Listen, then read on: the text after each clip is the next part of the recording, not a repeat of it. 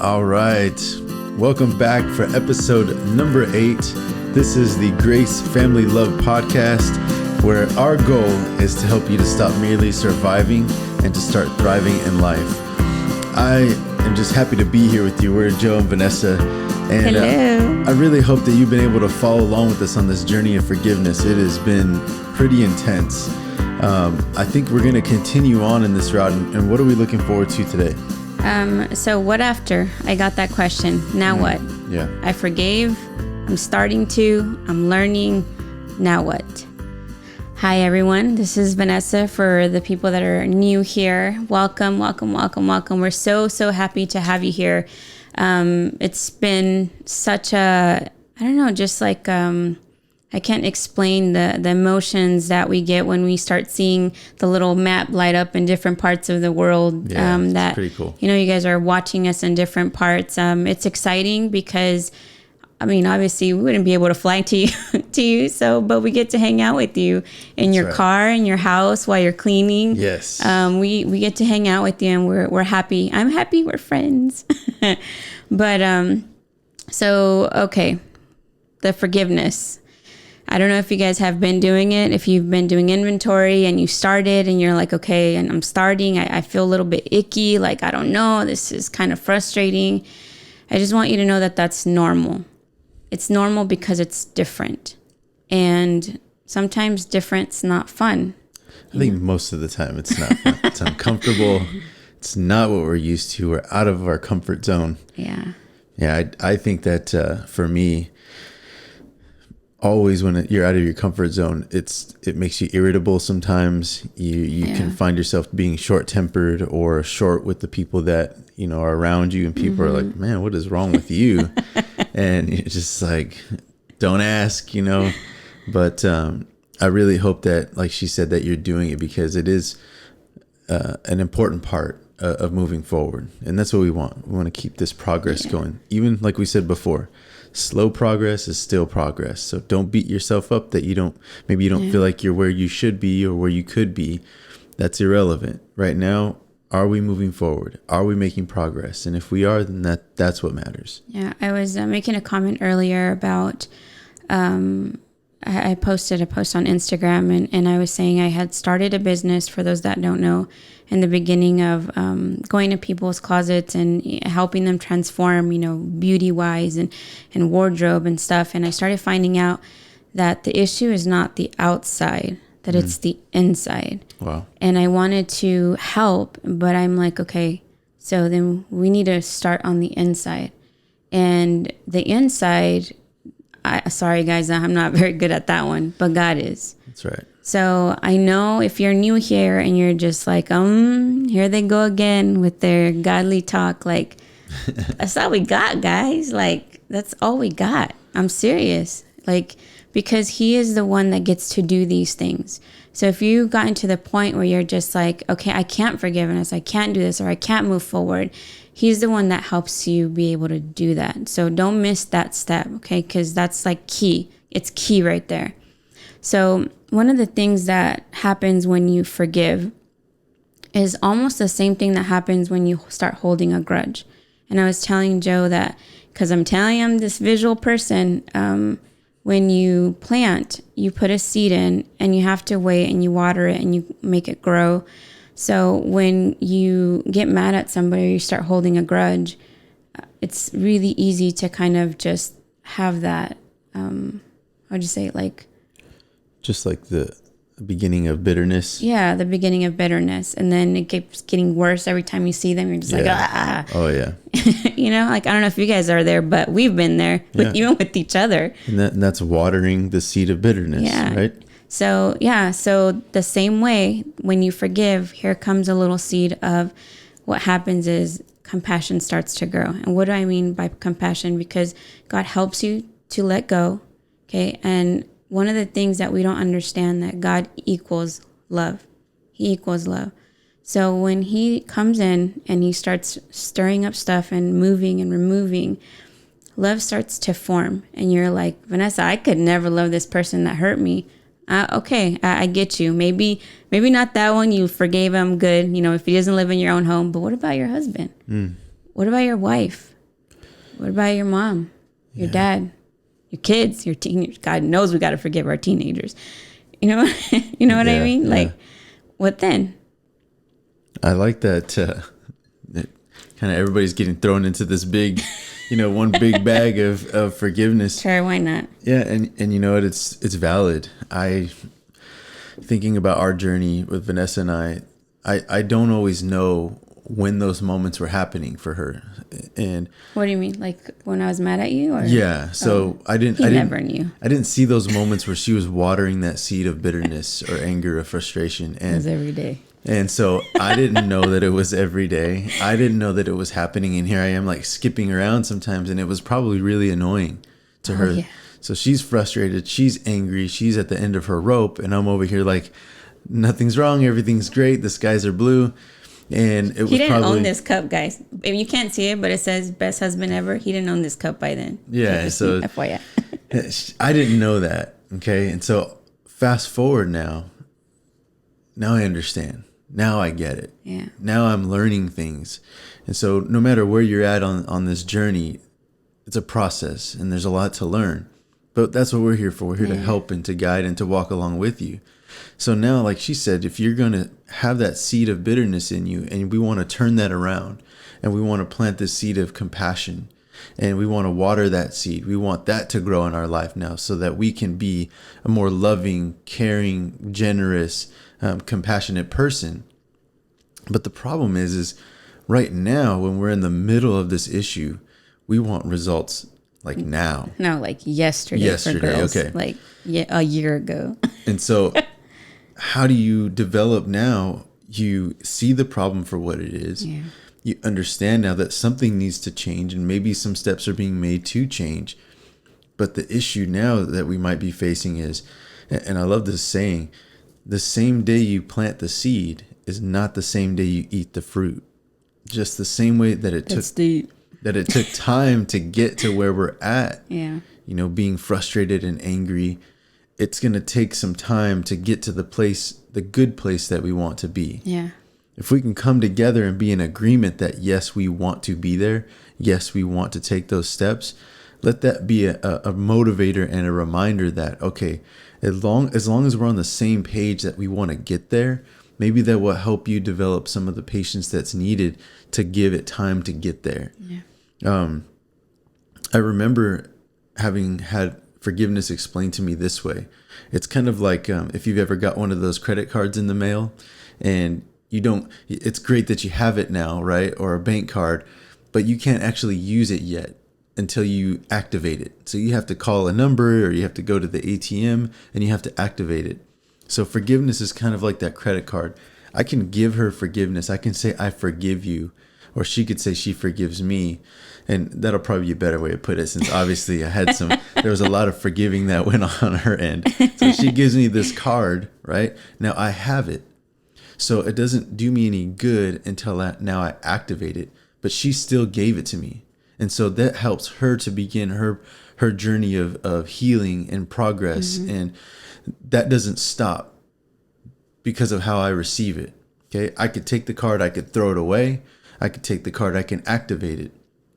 But that doesn't change the fact that she gave me forgiveness, and that helps her to be okay with her and her life. Mm-hmm. and have peace and all those things that we discussed before. So now we're in a relationship, we're in a marriage. So she has to see me every day. She has to see my face every day, right? She has to see when she's stressed out and she can't sleep at night and she turns over and I'm like, like in 2 seconds, and that's frustrating her more, but she's trying to get through this process. So how do I activate that now? She knows that she forgave me. She won't know that it was, maybe I asked her for forgiveness. Maybe I apologized for what I did. She won't know that I'm genuine until she sees progress, or in other words, till she sees fruit. Mm-hmm. What I mean by that is, if I actually change, am I still doing those things that I said I was sorry for? Am I acting differently? Yeah. Do I care about how she's feeling? So that's how I activate the forgiveness. She gave it to me. I activate this card now by living differently, by living and making different choices that would show her that I am genuinely sorry, that I don't want to be the same person, and that I want to make things different and make it better. Yeah. And what I want you guys to understand, for the men and women, I want you to understand the difference between when you guys say sorry, for men, and this is the girl version, when you guys say sorry, we want to see the actions. Like, we don't care, because we're not big on words of affirmation. We're big on love and action. So when we say sorry and say infidelity, and Dang. I mean, we're gonna go hard. Okay. Let's go home. All right. Okay, you're unfaithful, and you say, I'm sorry, please don't leave me, like, I want to be with you. Or, you caught him cheating on you. Somebody said, like, Vanessa, it's not even like, it's emotional. They were cheating on me emotionally. Somebody said, like, they were cheating on me with people on pornography. Like, I call that cheating because that's not me. Like, and they gave their all to that person or that pornography site or whatever. So the guy's apologizing. He's so upset and sorry. Okay.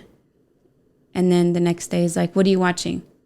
I already told you that I'm sorry. Like, what else do you want me to do? Like, no.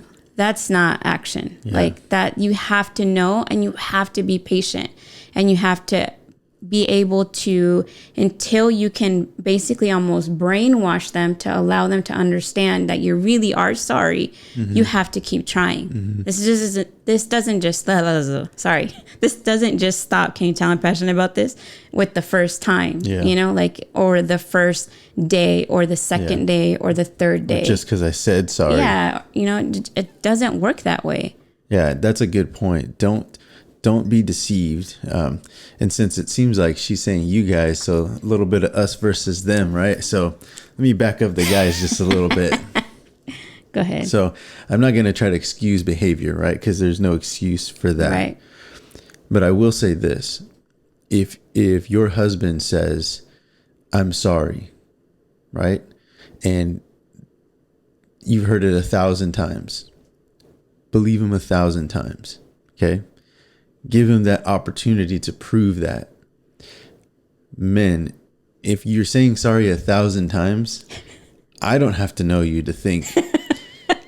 I don't think the 1,000th time I'm going to believe you if you've said it 999 times before.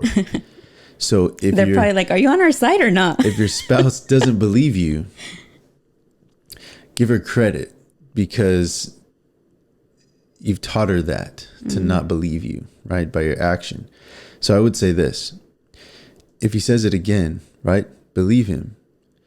And I know I've seen it in movies. I'm sure a lot of you women out there have said it yourself, that I'm tired of words, right? Show me actions, prove it. Okay. Do something different. And that's a valid point. So men, let's back up our words with our actions. Because at the heart of a man, we're very basic in a lot of ways. Like the way that we're built, the way that we're designed, there are a lot of good qualities about us. We can be great defenders and providers. Yeah, for sure. And one of the things that I know that we like, that we're good at, is we make a lot of statements of like commitment and dedication. And we like, and we're good at wanting to present ourselves as somebody that is going to be committed and dedicated, right? So we make comments like, I would do anything for you. You know that I love you. You say it and I'll do it. We kind of take a stand, right? And so unfortunately, our perception of what that is usually so much different than what a woman would say it is. And we're like, oh, he's going to take out the sword and he's going to come chasing all the bad guys. Like we go all out the imagining. Well, that's what we should do, right? That's part of what makes us protectors, is to be able to do that. It's just that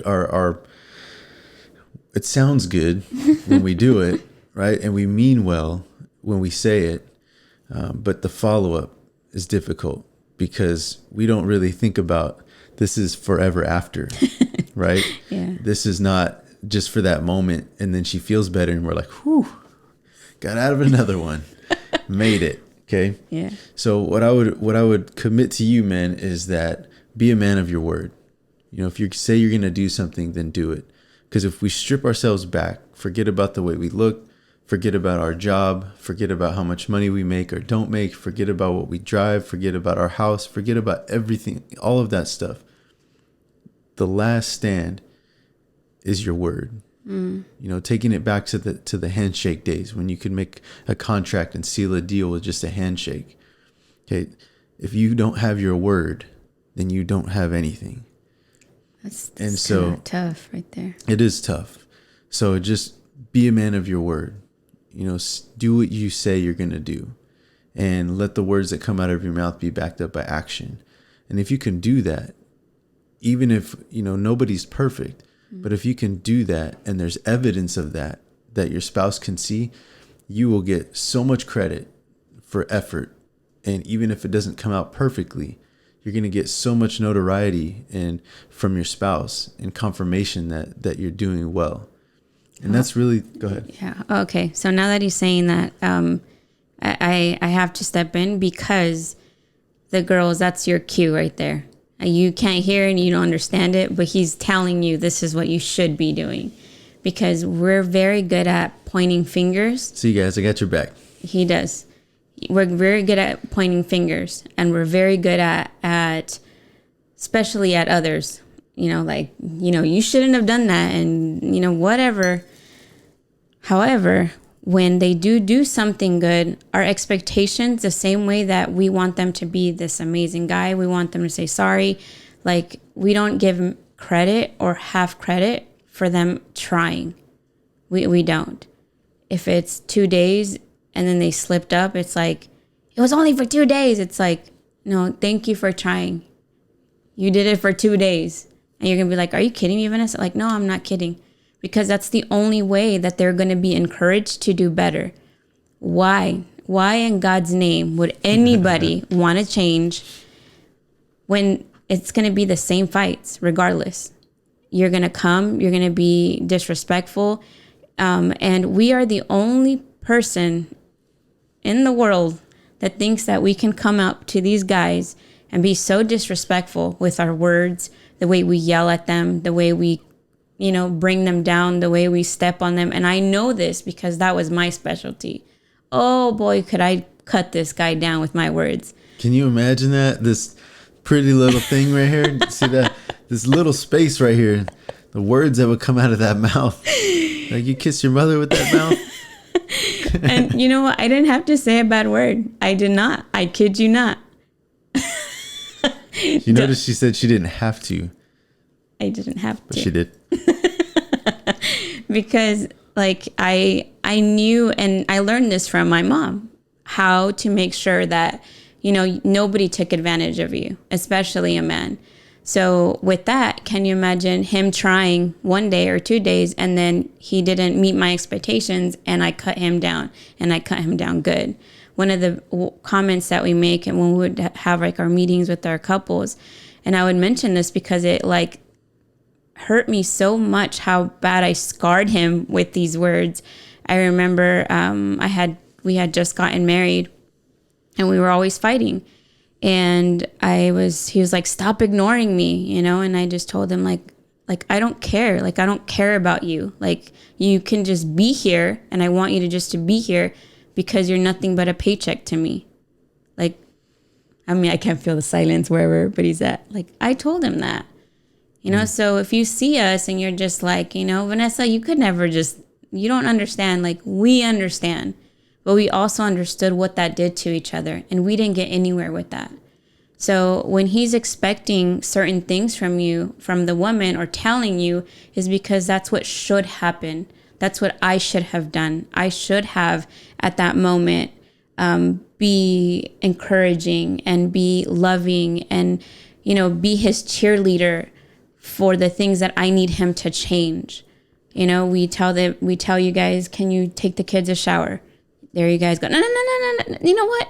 It's okay. Did you use this? Did you use that shampoo? Did you do, you know, like, guys, they know how to take a shower. Come on now. They know how to take a shower. But we just get so like, I don't know. We don't see how we get with you guys. We don't. And I'm here to tell you how you get with those guys. You know? Yeah, it's like an overbearing, a smothering type of feel, and it can be destructive. But part of that comes from also if guys, if we're not stepping up to our game and we're not taking our role and taking our place in the home, then it literally is like an extra child, like she's caring for an extra child. And so what happens is that people or she'll start looking at you like, do you need a wife or do you need a mother? And they'll tell you that. I'm pretty sure you've heard it. And there's a lot of truth in there, so there's a very delicate balance going on. But I don't want to just walk over the comment that she made. You know how she just kind of said that nonchalant, calling me nothing but a paycheck. That was probably one of the worst things that anybody's ever said to me in my life. And it hurt me so bad, so deeply. I can't even describe the amount of pain that I felt just emotionally. So I had a failed relationship before. So I'm coming off of the divorce, and I know what not to do. And it was a terrible experience. And so there were a lot of words said back and forth. And that, what she said to me was probably, right there with some of the worst things that I've ever been called and had said to me. And so I didn't understand how at this point, giving all of my effort, right, even though I was not doing it right. Well, in your mind, you thought that's all you knew. That's so I couldn't understand how after all the effort that would still be the outcome. And so it kind of like sucked all the hope out of me, because I did it wrong before, and I could understand how it would come to that outcome because I was able to see my mistakes from the outside. But now here I am in the middle of something new, and all I know in my heart is that I don't want it to end the same way that my last marriage did. So in spite of my best effort, it was headed in the same direction, and I didn't understand it. I couldn't get it. And on top of that, we guys, we have this thing that I call the committee that's constantly going on in our minds. And it's all day, every day. And all this committee does is tell us all the things that we're not good at, that we're not good enough. You can't do it. You're terrible. Someone else is better at it than you. You're not as good a husband as you think you are. And it just cuts us down constantly.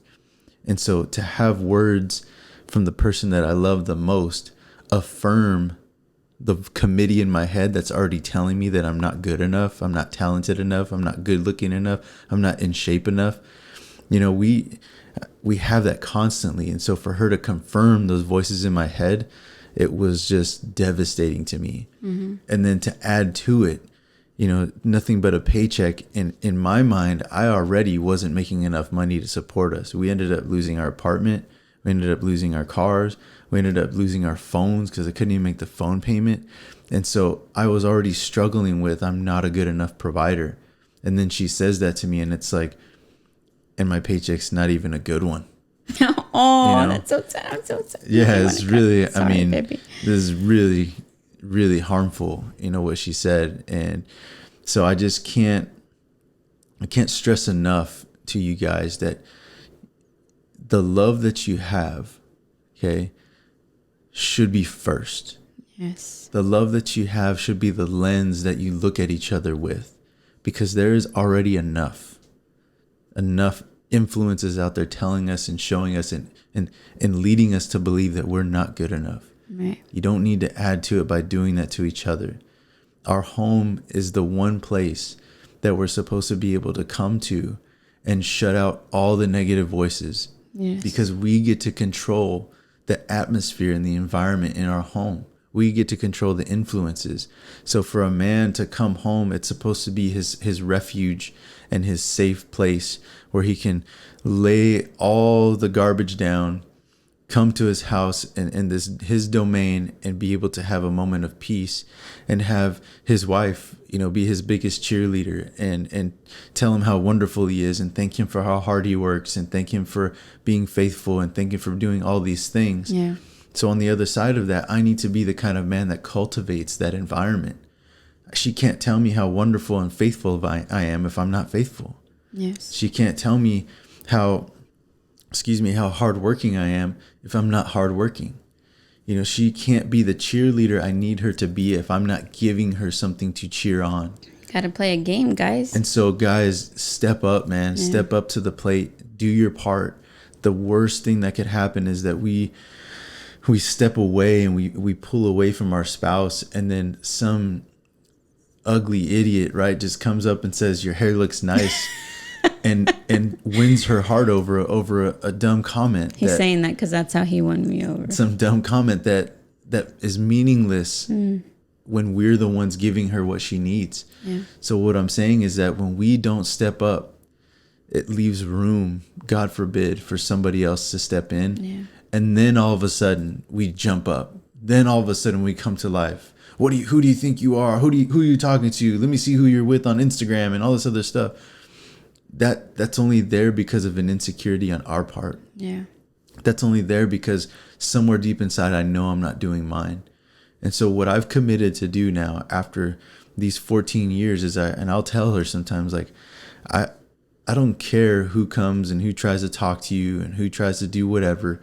Like, I'm going to love you so much, and I'm going to love you the way that you want to be loved, that anybody, it doesn't matter how much money they have, how good looking they are, how tall they are, whatever, if they got green eyes, like, it doesn't matter, because no one's going to love you the way that I do. And you're not going to find the way that I love you. You're not going to find it in anybody else. And that's what I've kind of made my mission in life. Yeah. On the other side of that, you know, women, you have so much pull and so much influence in your home. You literally can decide, not today. This is not happening in my house. And you have that authority. You can do that. Sometimes I think that authority is abused, but in the wrong way, because you just don't know how much authority you have in your home. And so what I would recommend is that if the first thing that's going to come out of your mouth is a negative thing, take a step back, think about it. How can I turn this around for something positive? Okay, so maybe I'm coming home. Let me do that part. Let me do that part, because let me do that part so we can understand each other, because I'm a girl.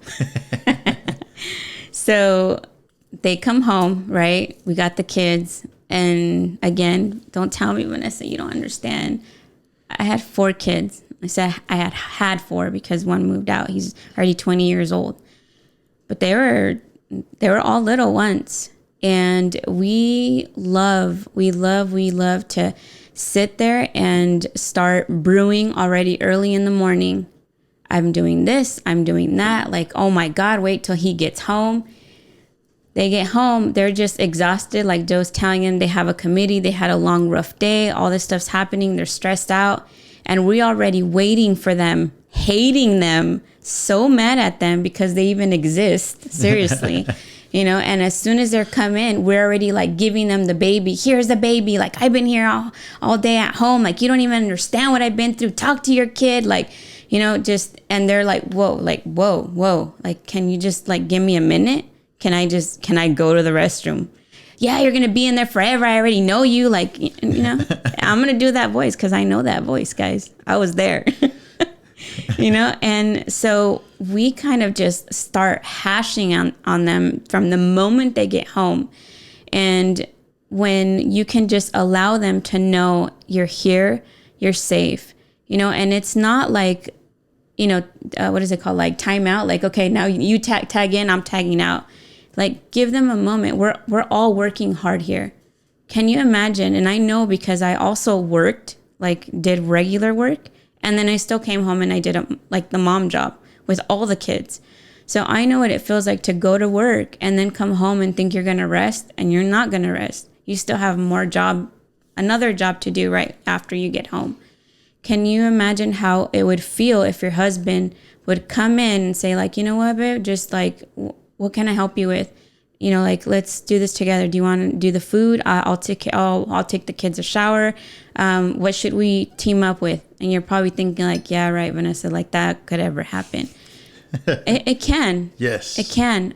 But there's communication involved.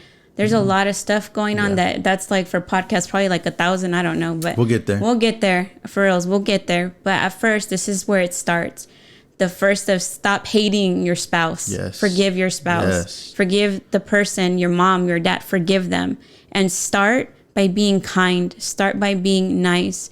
There's a verse that says, do everything in love. It's in Corinthians 16:14. Do everything in love. So that means when they come home, how are you going to greet them? What are you doing? How was your day? That's not loving. It's like, hey, babe, can I do anything for you? No? Okay, why don't you relax for a little bit? Maybe we can talk about, our days later in a little bit. They're going to be like, what? Like, what the heck got into this lady? Because that doesn't really happen. Take a moment, because the moments that you start doing that, something starts shifting. They're not that hard, guys. Like, they really aren't. You give them some sex, you give them some food, and they're all good. Give them, man, you're a good provider.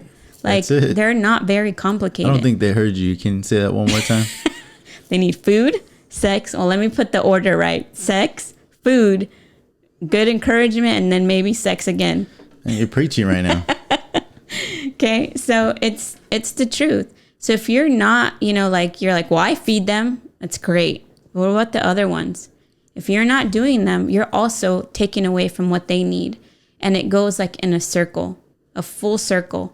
But you have to be able to love the person to be able to be intimate with that person. And I'm not just talking about sex, guys. I'm talking about like being intimate with that person. Yeah. You actually have to like them. And a lot of the times, like, we don't like our spouse.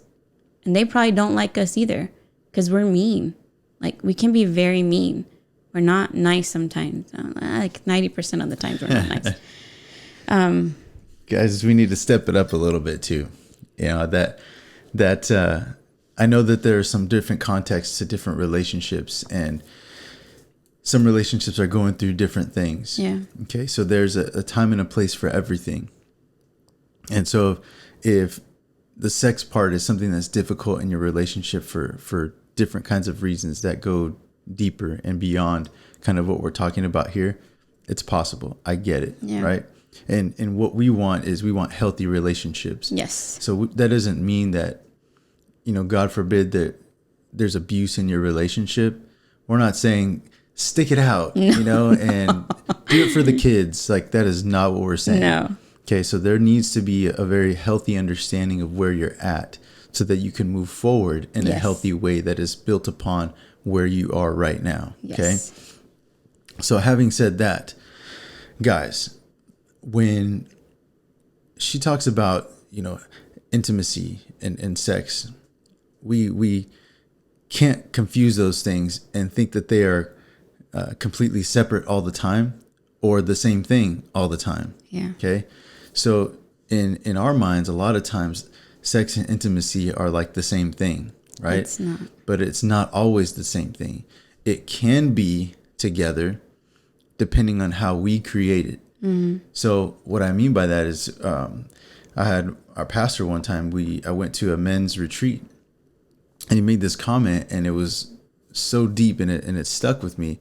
And it's that if you want your wife to make you happy inside the bed, then you need to make her happy outside the bed. I love that one. Yeah, it's pretty deep. And what I would recommend to you is that communication part that she was talking about earlier, it goes both ways, right? Communication is dialogue. You got messenger, and the one that's receiving the message, and it goes both ways. Mm-hmm. So find out what it is that makes her fall in love with you. Okay. And if for her, it's helping her out with dinner, helping her out with, maybe she's working and she's going to have an early morning. Maybe it's helping her prep for work the night before. I mean, whatever that might be, but you need to communicate and talk about that stuff. Yeah. And if you could make her happy and satisfy her in that way, trust me, she'll take care of the rest, right? Because there will be a deeper level of commitment, a deeper level of intimacy, and a deeper bond in your relationship. So you can't just expect something to happen. Yeah. You need to cultivate, like I was saying earlier, cultivate that environment to make it happen. And so when we're just kind of chilling and sitting around, even though that's our way of resting and taking a break, just know that it drives women crazy to see men doing nothing. Okay. So I'm not saying don't take your time, but definitely be willing to pitch in. Yeah. Especially take if your wife. 5 minutes, take your 10 minutes, don't make it an hour and then an episode and then you're playing Clash Royale for 3 more hours. So don't take advantage of the system. You know what I mean? Do your part. Yes. Connect with your wife, understand each other. And here's an example of how communication can be really helpful and how unique it can be amongst individuals. I have this thing that I don't know why, but it makes my skin crawl. So Vanessa asked me when she wants me to do something, she used to say, "Can you do me a favor?" And so when she would say that, I'm like, yeah, okay. No, he would roll his eyes and be like,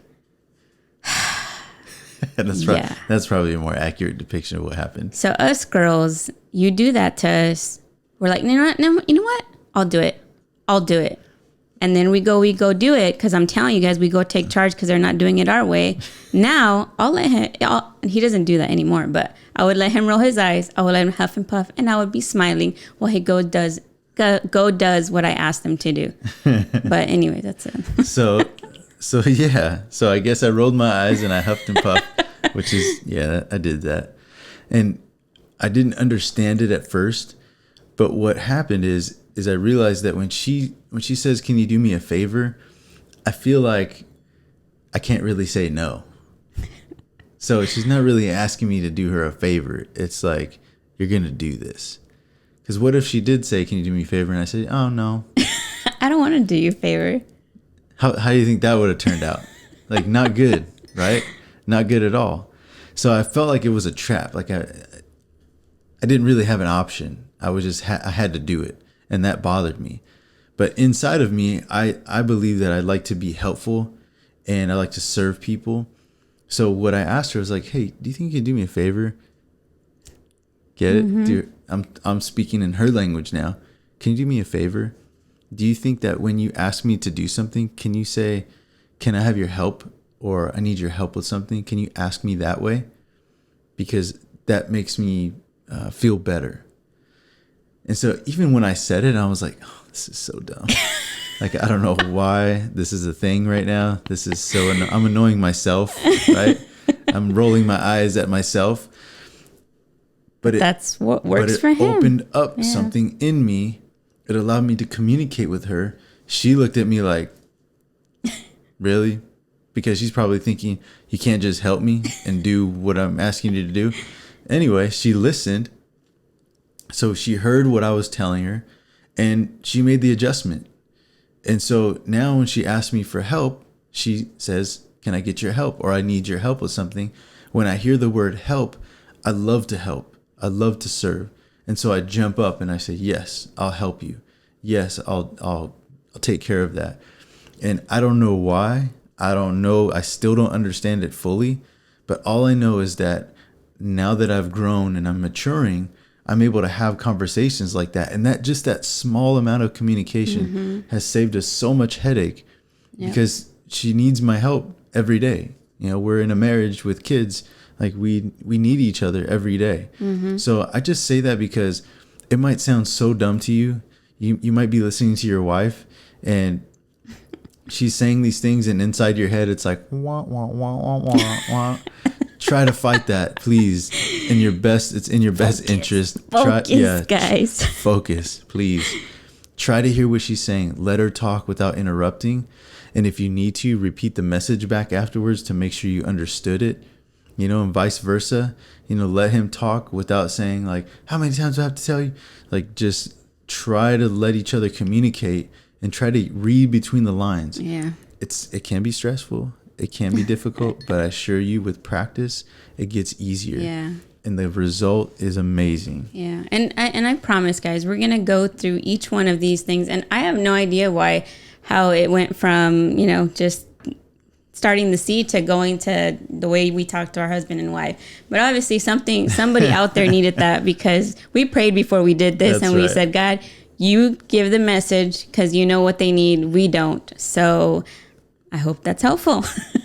But just what he was saying, like all of these things are going to work to get your relationship better.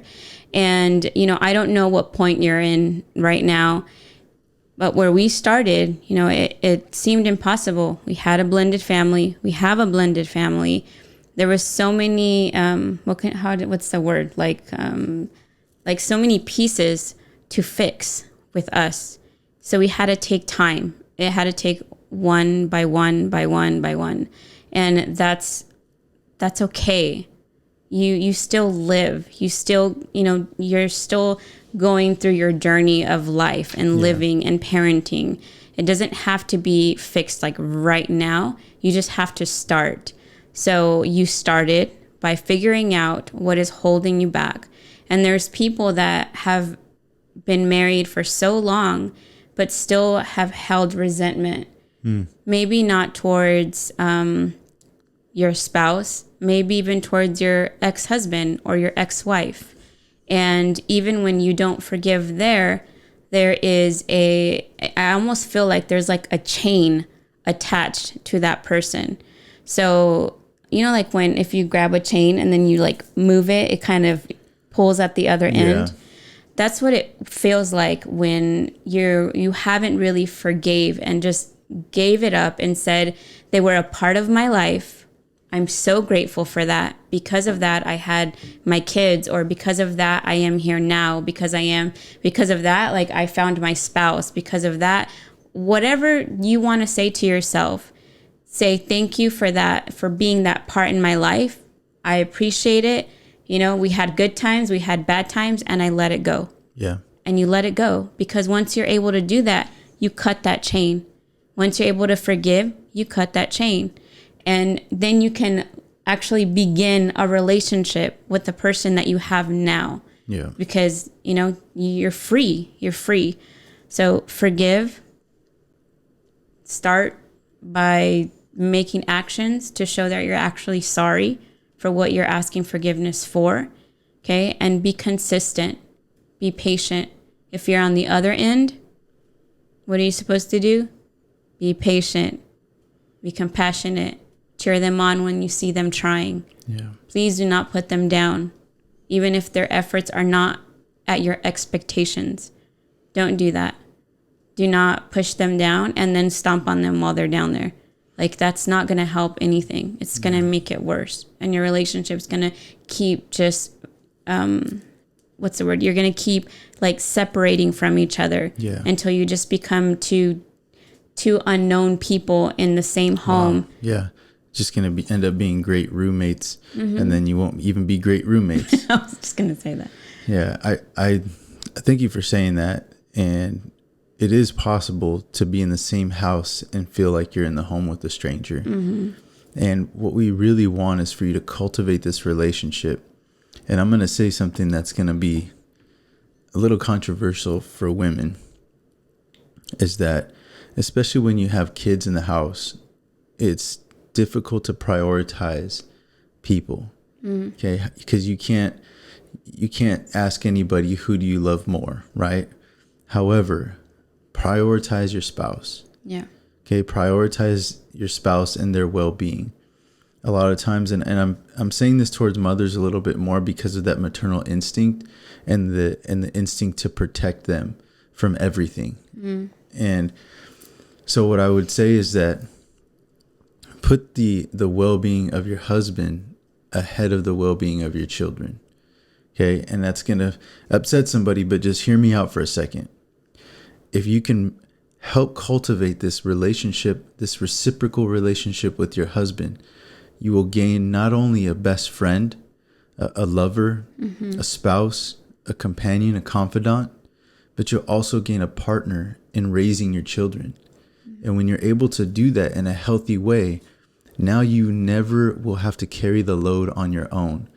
There's sometimes where your husband even wants to help, but like she said, you're coming behind him and you're saying, you know what, you're not even doing it right. Just let me do it. Just please get out of the way. And it's like, okay, fine. You know, if that makes you happy, I'll get out of the way. And then they get out of the way forever. Yeah. And it gets easier and easier to get out of the way. And then little by little, you're doing everything. And then you're resenting them for getting out of the way. So if you can cultivate that relationship and you develop that bond, you now will never have to carry the load on your own. Yeah. And then you have this team raising your kids, and this team raising your children will give them a more well-rounded understanding and view of the world, because they'll have the loving influence of both a mother and father. Okay. And if you're able to do that, one day the kids are going to grow up and move out. And then when the kids leave, you're not looking at each other like, I don't even know who you are anymore. You're just this stranger that we've been working and kind of raising these kids for 20 years, but we didn't really have a relationship with each other because the kids were the only connector. Yeah. And so instead of that, the kids grow up and leave, and it's like, we did good. And you love each other, and you enjoy this next chapter of your life. And you get to live the rest of those days with your best friend, with your partner, with your confidant, with your lover, with your spouse, with your teammate. Yeah. And you can enjoy what life has for you now as a reward for having raised your children the way that it should be, and allowing them to leave the house under healthy terms. Yeah. So it's a big deal. It's really important. And I'd like to just, I don't know if we have any readers out there or people that look for material, but a couple of the things that really helped us along the way is a book called 5 Languages of Love by Dr. Chapman, and a resource called A Tale of Two Brains, okay, by Mark Gungor. If you can find those things, those resources, and take the time, especially the Mark Gungor, The Tale of Two Brains, that you can watch with your husband. I mean, it's funny, it's hilarious. Entertaining, but it is so real. And I encourage you to watch it and let us know. Watch it and let us know what you think and if it was helpful. So good. Because, and this is not, we're not getting paid to say that or anything like this, but it's something that helped us so much. And it was like revolutionary for us. It was life-changing, guys. I couldn't believe how it was obvious, because we're a man and a woman, but no one had ever said it out loud like that. And it helped us understand each other in a different way that unlocked this new respect for one another. And the 5 Languages of Love, if you're able to do this, if you can read it together, that would be great. And maybe you can explain how we did it. Yeah, so it's an important book to read, and the way that I'm very different in the way that I love. So is he. And then we're men and women, so it's different. So when I read something, different parts of the book meant something different for me, or they, woke up something like, oh, this is why this is like this. So I wrote on the side, like, this means something to me because whatever.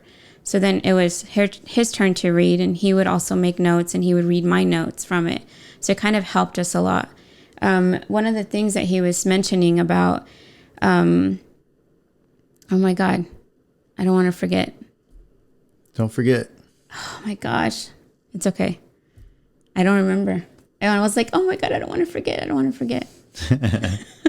So what helped us with the book, while she's thinking about that, was that it allowed us to learn about each other. Oh, I remember now. Go for it. Okay. What he was saying right before that about prioritizing your husband. When you're a blended family, that is you're a family and you prioritize, but when you're a blended family, especially if you're a blended family. It's difficult, yeah. Especially. And this is why. Because there's already a separation. There's already your kid and my kid. So when we first got married, it wasn't right away when we got married. My son, Brandon, Joe wasn't Joe. Joe was dad. And I wasn't Vanessa. I was mom. And yes, people got mad in the beginning, because it's like, no, you can't do that. Actually, the moment that you decide to break up, you have to understand that somebody else is going to raise your kid. I hope you know that. I just hope you know that. And it comes with the territory. So we got to just suck it up. Yeah. And so we did that because we wanted in our unity, in our unit, in our family, for there to be a mom and there to be a dad. Whether it was a stepdad because he's stepping in, he's a stepdad, he's stepping into the part where I don't have one. So we need one. So when the kids understand the word dad, they understand, okay, he's going to help. He's going to provide. Whatever dad is in their image, they think about that. The same thing for mom. And for some reason, it does something to us. It does something as maternal instinct. Like when they say mom, it makes you feel like we're all equal here. These are all my kids. It's not just, like a random kid calling me by my name. Like, no, this is my kid too. Because once you become a family unit, there's a mom, there's a dad, and they're your guys' kids. They're not separate. Yeah. So when you're able to do that, you prioritize your husband, and it becomes like a trickle, like a trickle effect. The love pours into the kids from the husband and the wife, and there's not that much division. And you want unity, especially when you're blended. You want unity. And I want you to remember that word. If there's blended families out there, please remember that. Unity. Okay? That's really the only thing that could mend such a huge division in a relationship is God's love and having that, having grace. Yeah. Okay. God's love is the only kind of love that could really overcome such strong influences and ties to outside relationships. Yeah. Just to go over just real quickly, we weren't in a situation where, our exes and our ex-spouse were somewhere far away all the time. We were in each other's lives. Kids had to go back and forth between households, which means there was one influence with us and another influence elsewhere. Mm-hmm. And it was just this constant struggle back and forth, and it was not easy. And so she had her ex, which with a different household, different set of rules, and sometimes they conflicted with the way that we did things. And so now you got this innocent child in the middle that is being influenced by separate people, and that influence is sometimes also includes a sort of resentment for us, the step parents, for the step parent. And so vice versa on my side, I had my son going back and forth between homes, different type of environment, different influence, and that affected his mentality when he's coming back.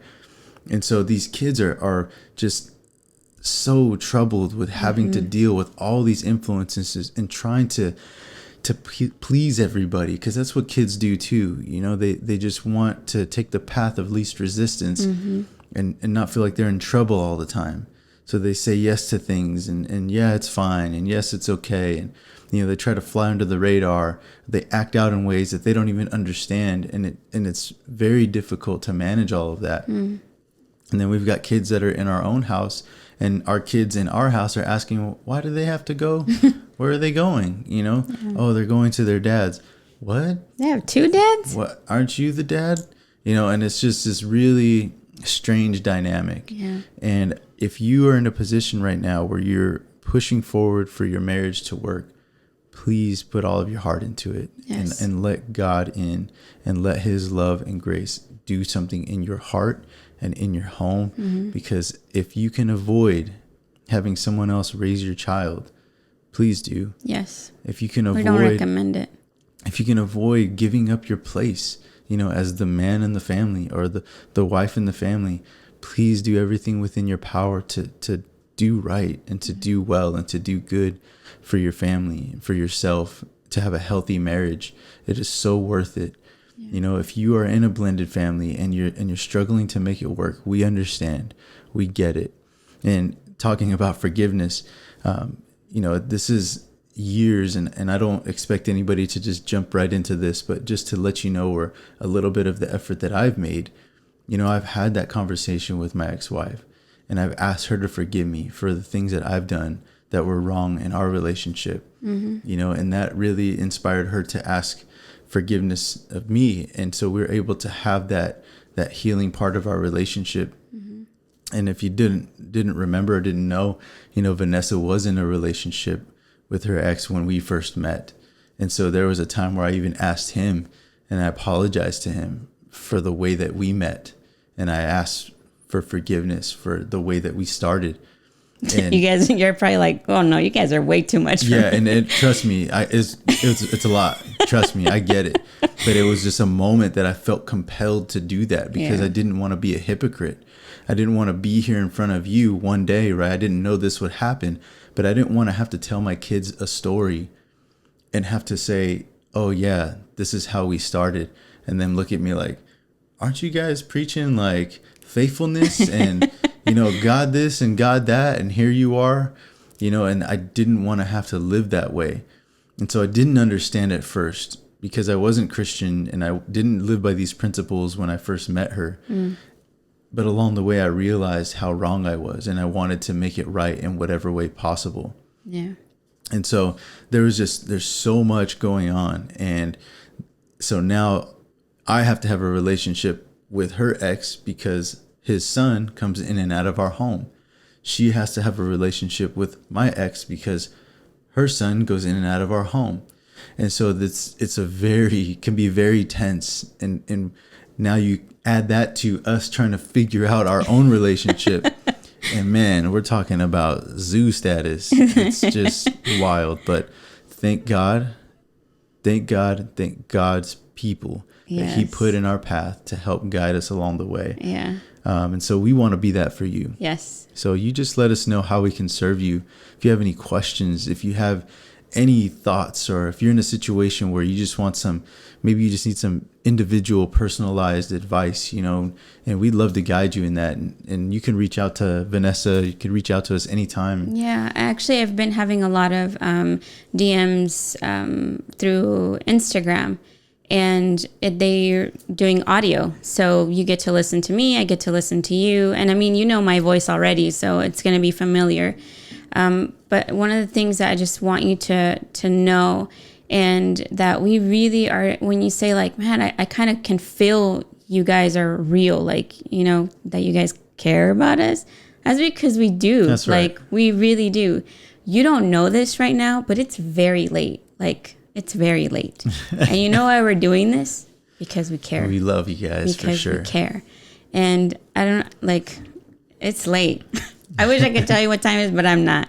Okay, so just know that we care, and we're going to be here. And until God says, okay, no more, we're going to be here because he set us on a mission, because you're listening on the other end, and he knew that you need this word. He knows that you need this encouragement, and it is time for healing. Amen. And he wants that in your life. And I'm not going to get tired of saying that, because he reminds me every time. This is because I want healing. It is time. It is time. And it's time. That's all we have to say. So we're going to quit. We're going to stop with the quick prayer. And if you guys have any personal questions, like I said, you can Gmail us. We're on YouTube, Instagram, Facebook. We're also on Podbean. We're on Spotify. Yes. We're on iTunes or Apple Podcast. Yeah. So you can look us up on SoundCloud as well. Yeah, whichever one it is. And we're going to try really hard to do the subtitles. I know people have been telling us, can you please do it in Spanish? And see that look? That was the look of waiting on you, buddy. And I'm not going to say anything because we're not judging, remember? We're not putting anybody down. We're just... I'm going to work on that because, I was inspired by my father-in-law and my mother-in-law. And they really made a big effort. And I hope you saw the episode, but it was so impactful and it was so touching. How can I not, right? I'd be a knucklehead. Yeah. So I'm going to put effort into that. So actually, if you are, or know people that would want to hear it in Spanish, message us. And I think that's going to give him the encouragement to say, okay, fine, we're going to do this in Spanish. No pressure. But okay, let's say a prayer real quick. I'll pray this time. Yes, thank you. Lord, I just want to thank you for giving us this platform to be able to reach people that we never thought we'd be able to reach. Thank you, Jesus. And more than anything, Lord, as much as I didn't understand it at the time, thank you for our story. Thank you for all of our pitfalls. Thank you for all of our highs and lows. Yes. Thank you for all the difficult moments that you brought us through, because it all came together for moments like this where we can reach out to others that may be in need to help them get from where they are to where they desire to be, to have a healthy home, healthy life. Lord, and I just pray more than anything that they would have a healthy relationship with you.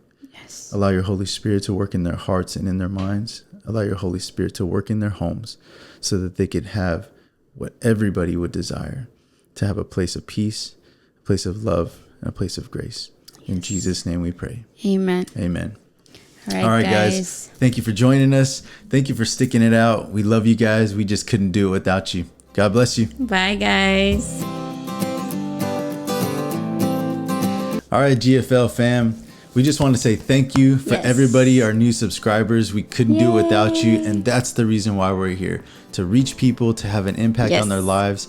And we just want to say how much you mean to us, and that the purpose for us doing this is to take everything that we've been through and just take this journey and not only share it to say, yay, we made it, but to say, you know what, if we could do it, trust me, you can do it. Yes. So just reach out to us. If we've had an impact in your life, or if you liked what we shared, just go ahead and leave a comment below, or let us know how we can serve you better.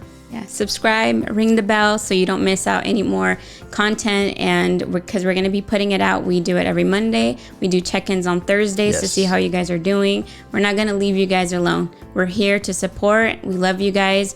You can reach us at Instagram, Facebook, YouTube. We're going to work really hard to try to do subtitles in Spanish. So in case you have anybody that would like it in Spanish, also let us know. That would kind of encourage us to make sure that we do subtitles. That's right. And because we don't recommend that you watch YouTube while you're driving, you can also tune into the audio only on Spotify, on iTunes, Apple Podcast, and you could also look us up on SoundCloud. Yes. So stick around with us. We'd love to have you come along with the journey. Until next time. Bye, guys.